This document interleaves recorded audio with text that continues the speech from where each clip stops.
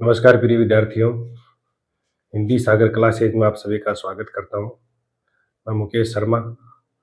आज आपको APO mains के लिए और पीओन के लिए, एलडीसी के लिए जो प्रतियोगी परीक्षा में प्रश्न पूछे जाते हैं उनमें एक टॉपिक है पत्र लेखन। और पत्र लेखन हम लगातार करवाते आ रहे हैं, क्लास जारी है। उनमें आज हमारा जो पत्र लेखन है वो है कौन सा? अधिसूचना। यानी अधिसूचना कहते किसे?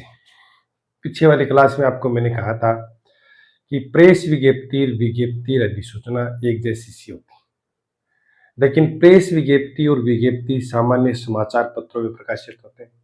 लेकिन अधिसूचना उसे कहते हैं कि वही सूचना किस में छप जाए, राजपत्र में प्रकाशित हो जाए तो उसे क्या कहते हैं? अधिसूचना कहते हैं। समझ में आ रही बात? कि वही सूचना जब किस में प्रकाशित हो जाए, राजपत्र में प्रकाशित हो जाती है, या जिसको हम कह सकते हैं गवर्नमेंट गजट में प्रकाशित हो जाती है, जो एक वैधानिक समाचार पत्र है, वैधानिक पत्र है, तो उसको हम क्या कहेंगे? उसमें छपते ही अधिसूचना नाम देते हैं। समझ में आ रही बात? कि वो जो सूचना जो किसी नियम, आदेश, स्थान। नमस्कार प्रिय विद्यार्थियों। हिंदी सागर क्लासेज में आप सभी का स्वागत करता हूं। मैं मुकेश शर्मा।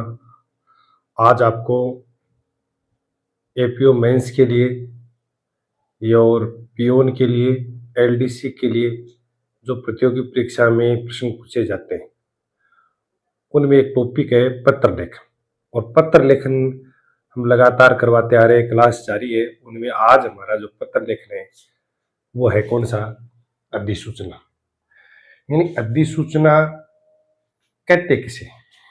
पीछे वाली क्लास में आपको मैंने कहा था कि प्रेस विज्ञप्ति अधिसूचना एक जैसी सी होती है, लेकिन प्रेस विज्ञप्ति और विज्ञप्ति सामान्य समाचार पत्रों में प्रकाशित होते हैं।